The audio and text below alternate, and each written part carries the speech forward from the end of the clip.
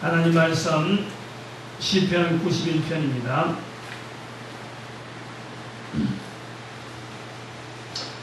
시편 91편 1절에서 끝절까지 말씀 합독합니다. 1절에서 지존자의 은밀한 곳에 거하는 자는 시작. 지존자의 은밀한 곳에 거하는 자는 전능하신 자의 그늘 아래에 거하려다. 내가 여호와를 가리켜 말하기를 저는 나의 피난처여 나의 요새여 나의 의뢰하는 하나님이라 하리니 이는 저가 너를 새사냥꾼의 올무에서 극한 염병에서 건지실 것이미로다. 저가 너를 그 깃으로 덮으시리니 내가 그 날개 아래에 피하려다.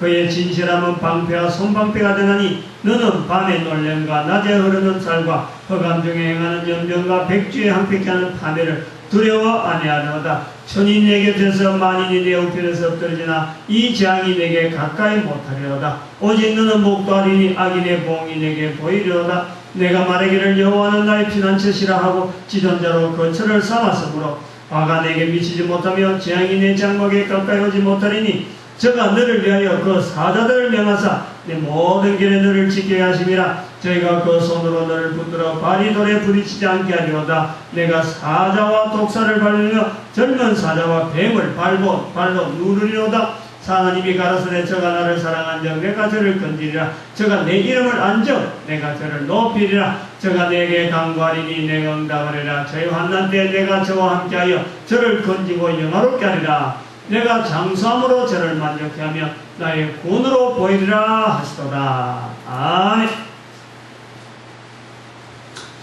시편 91편은 어려운 상황이 들어있는 성도의 모습을 보여주고 있습니다. 3절 보니까 이는 저가 너를 새 사냥꾼의 올무에서와 극한 연병에서 건지실 것이니로다. 지금 이 시편 91편을 지금 나름대로 하나님께 고백하는 성도의 모습이 언젠가 새 사냥꾼의 올무라고 하는 피할 수 없는 어떤 어려운 환경, 또 연병이라고 하는 극한 연병, 연병이라고 하는 연병이 막 돌고 있는 그런 지경에서의 어떤 상황을 우리가 볼 수 있습니다.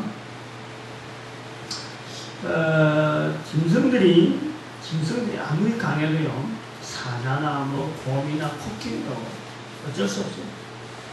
잡으려고 놓은 덫에는 걸렸다 하면은 꼼짝 못합니다. 사자들 어쨌든 모든 짐승, 악어도 마찬가지입니다. 코끼리도 그래서 잡는 모양인데, 코끼리 잡는 것도 텔레비전에 나오는데 보니까 참 코끼리 등에 타고 코끼리를 잡으러 가더라고요. 그런데 하니까 달리는 발에다가 이 뒷발인가 앞발인가 발을 하나 탁 걸더라고. 얼굴로.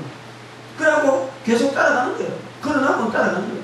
그러면서 땡기다가 늦췄다가 땡기다가 막 지가 넘어지기도 하고 지치는 거예요. 그래가지고 나중에는 그거를 잡아가지고 지발로 걸어오는 거예요. 지발로. 지치니까 힘이 없으니까 탈진하고 지대로 한 발에 한번 걸어가고 사람이 있는 데를 이제 끌어오는 그런 거고. 덫이라고 하는 올무라 하는 이 덫인데, 새 사냥꾼의 올무. 새 사냥꾼의 올무는 사실은 간단해요.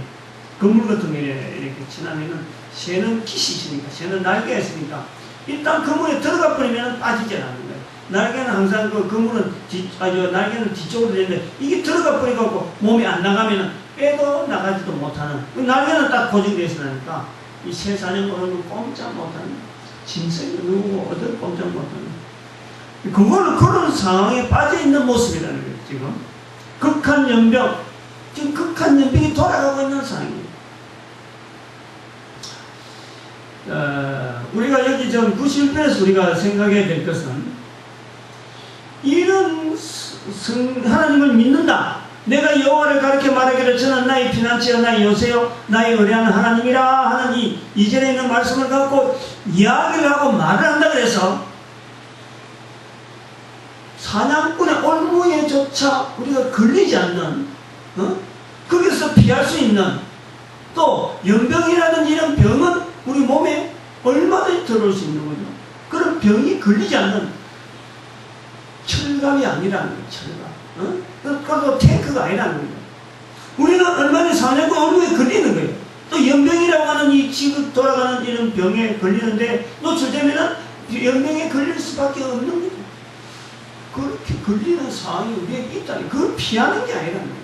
피해지는 상황이 아니라 그런 속에 있음에도 불구하고 하는 거예요. 그런 속에 있음에도 불구하고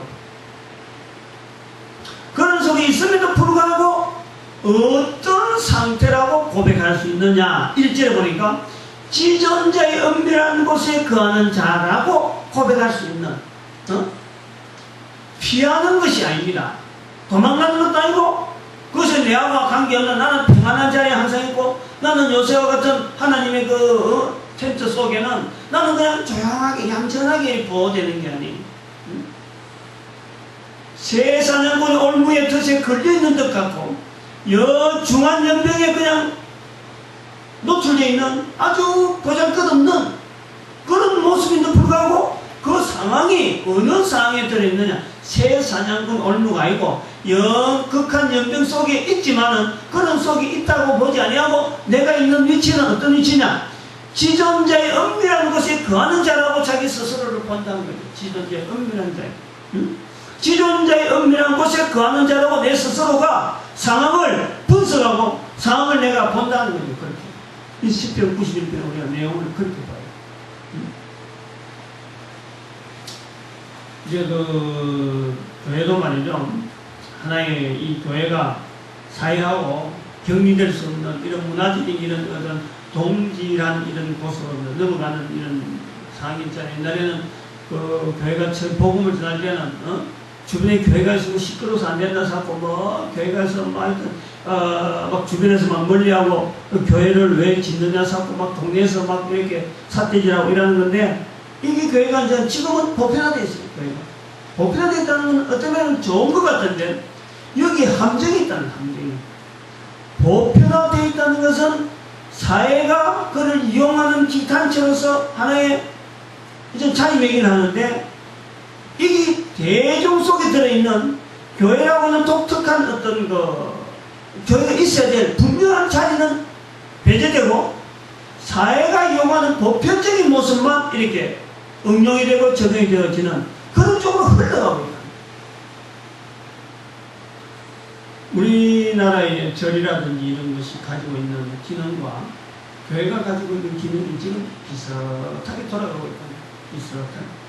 뭔가 어려운 일이 있으면은 교회 가면은 부르짖는다. 응?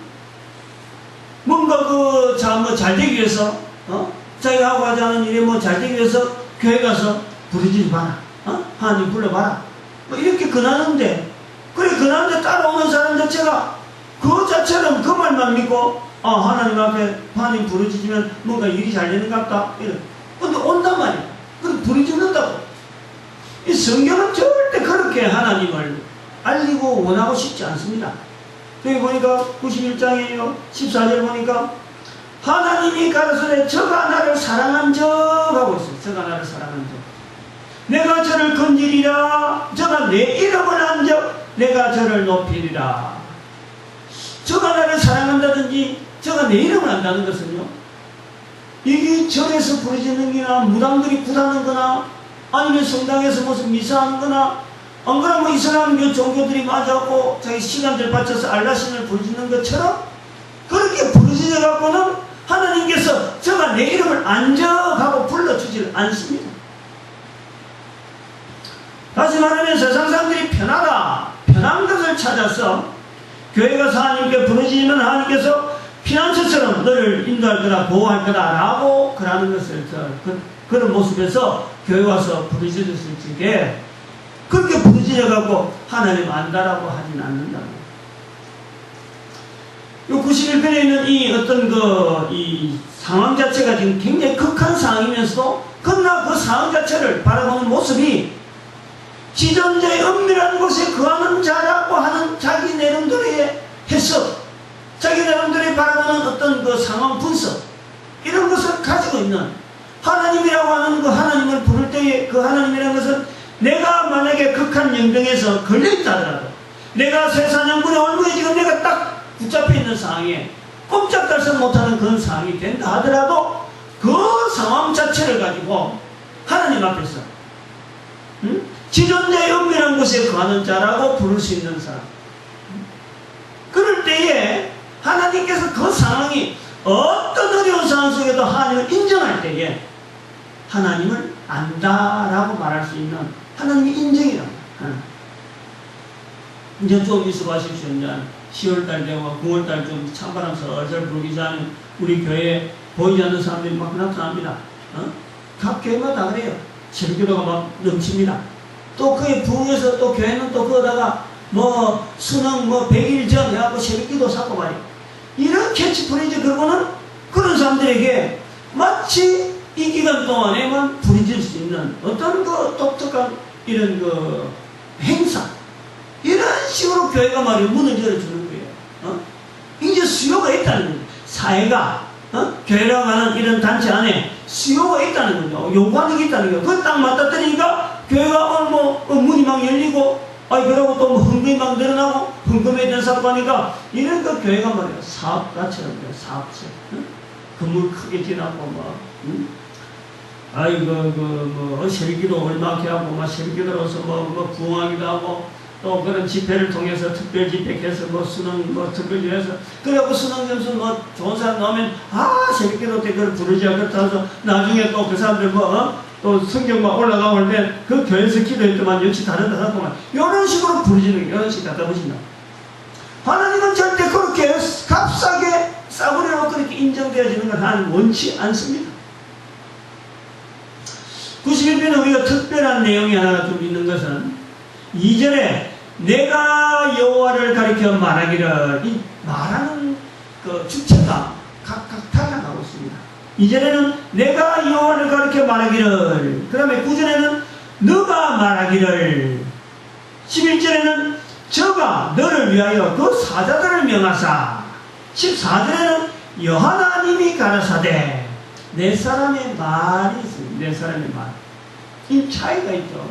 10편, 91편 하나가 그냥 개인의 어떤 성도 한 사람의 자기 그 표현이 아니다 말이에요.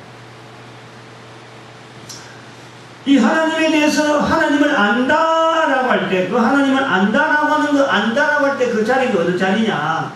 지존자의 은밀한 곳에 거하는 자. 지존자의 은밀한 곳에 거하는 자가 바로 전능하신 자의 그늘 아래 거하는데, 그들 하나님이 안다라고 하나님께 인정해 주는 거예요.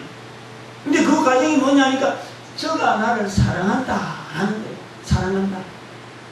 지존자의 은밀한 곳에 거하는 모습이라는 것은 뭘까? 한번 생각해 볼 필요가 있습니다. 아까 우리 텔레비전에 나와 있는 잠깐 밥 먹는데, 저녁에 밥 먹을 때 텔레비전 잠깐 나와 있는데 모습하고 오늘 91편 내용하고 좀 비슷해서 제가 한번 인용을 해보렵니다. 중국의 역사적인 중국의 무슨 몽기군이라 하는 이름이죠. 몽기군은 딱하고 용감하다 하는 건 아마 나타났는데, 나타나는 장수야, 장수. 전쟁에 나갔는데 몸에 질병이 있는 거예요, 병이. 그래서 주변에서는 옛날 갑옷이 우리가 보기에는 갑옷 이고 어떤 늠름하고 이런 거지만 실제로 그거는 굉장히 무거운 거예요.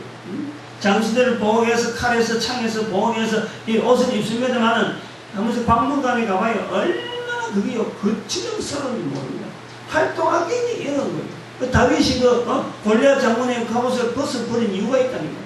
정말 거칠음스러워요. 저런 옷을 입고 어떻게 전쟁을 할 수 있나 싶을 정도로 지위가 있으니까 지휘를 하기 위해서 앞선 용사들, 장수들을 떠덕거리기 위해서 그렇게 싸워야 될 필요는 없고 단지 자기 몸을 보여야 될 필요는 있으니까 갑옷을 입는데 갑옷의 무기가 보통이 아니라 그런데 다른 사람들이 그럽니다.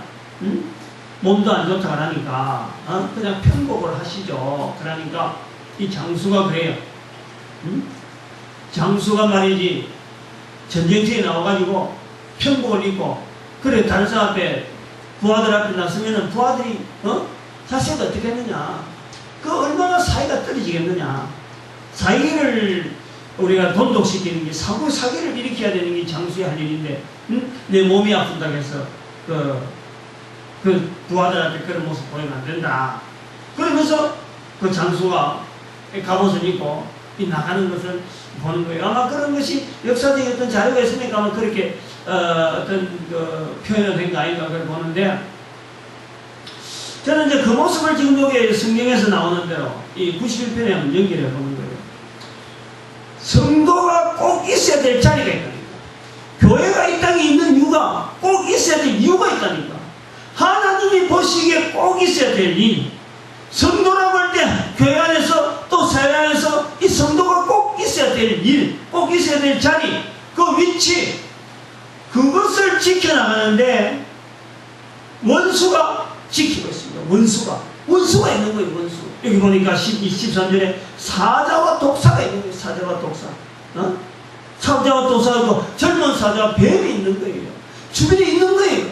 그럼에도 불구하고 그것이 위험하다고 옹크리 들고 피하고 숨었는 게 아니고, 그들 앞에 나서면서까지, 노출되면서까지 내가 왜 이 자리에 지켜야 되느냐? 하나님이 있어라 했기 때문에 있을 수 있는 거다. 하나님이 이 자리에 보내기 때문에 내가 이 자리를 지켜야 돼 라고 하면서 그 자리를 지키는 것, 그것이 바로 지존자의 은밀한 곳에 거하는 모습이라는 거예요.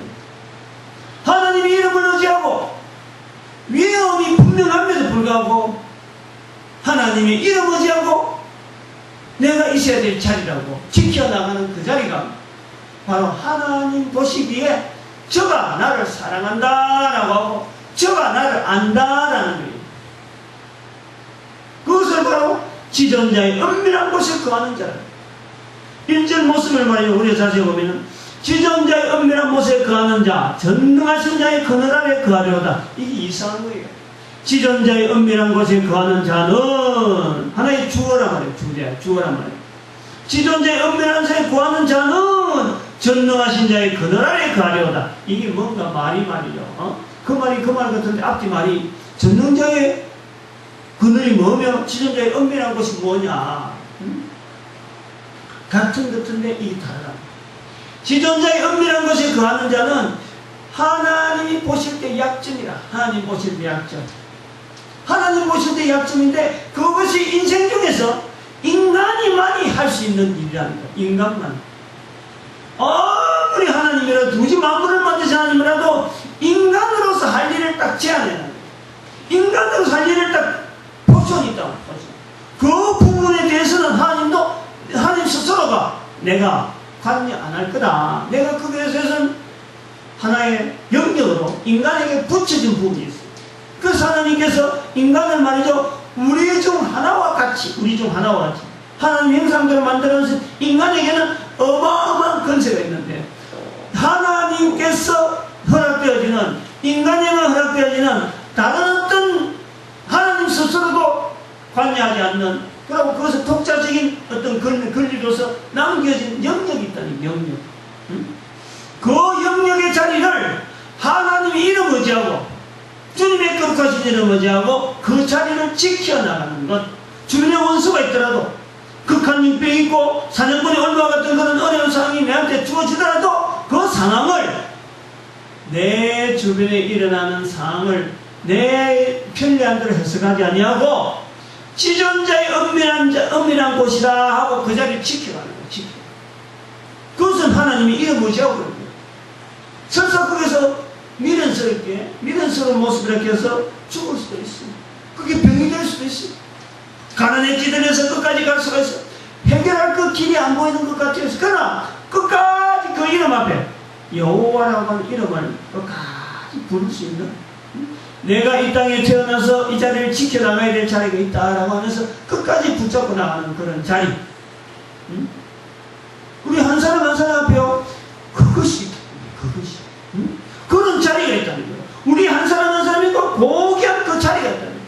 교회가 바로 그런 자리가 있다는 거예요.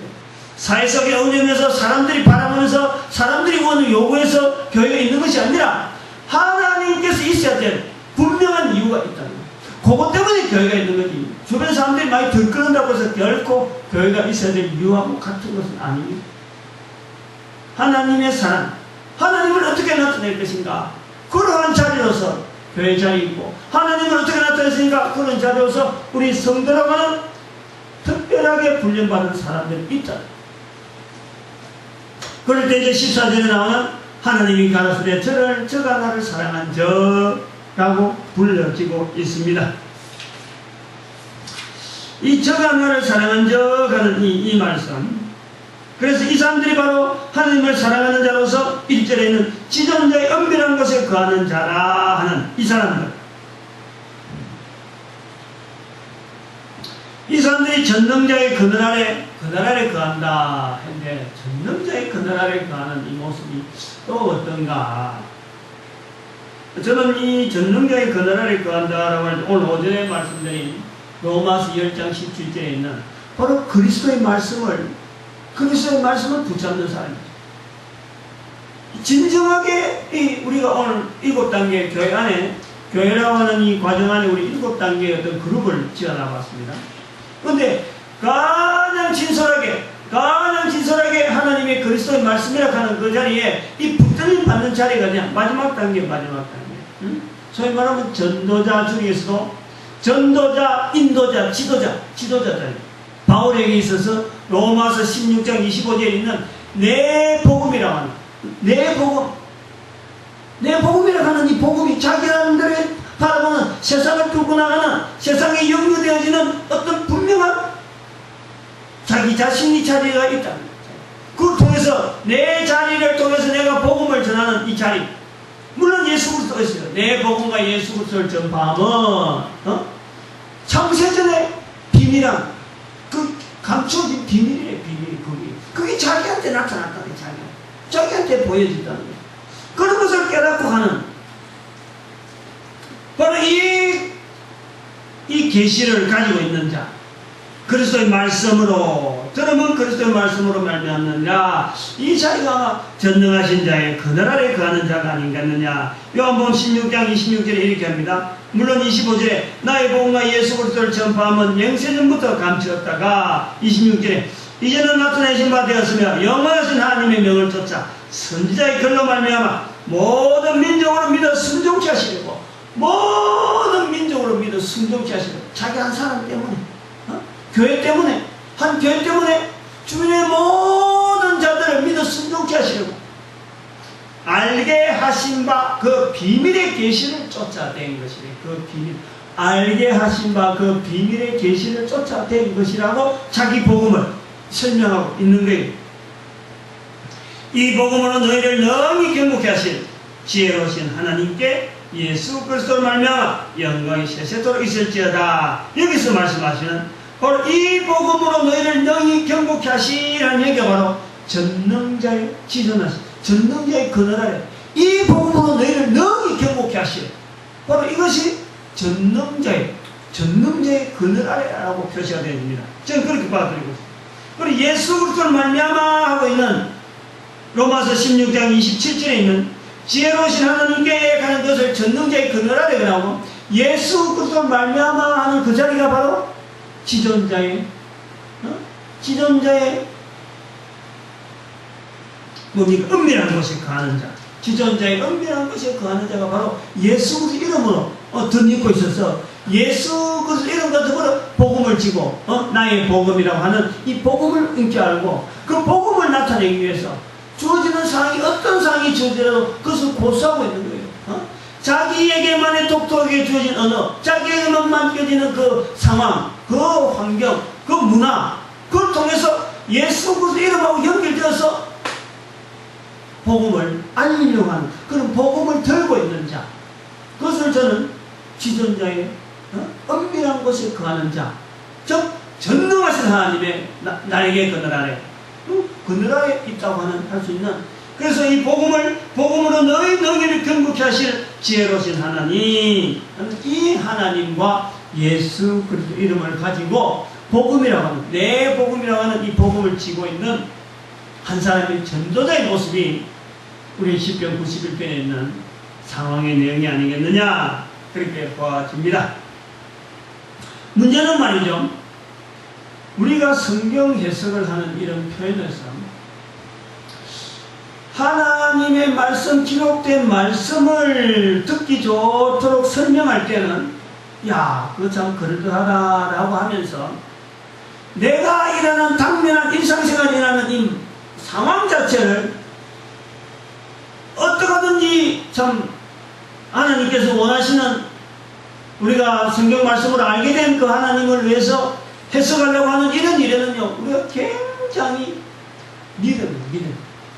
굉장히 미련하고 있어요. 안 하고 있어요. 내가 왜 이런 일이 생겼지? 내 앞에 이런 일이 왜 주어졌지?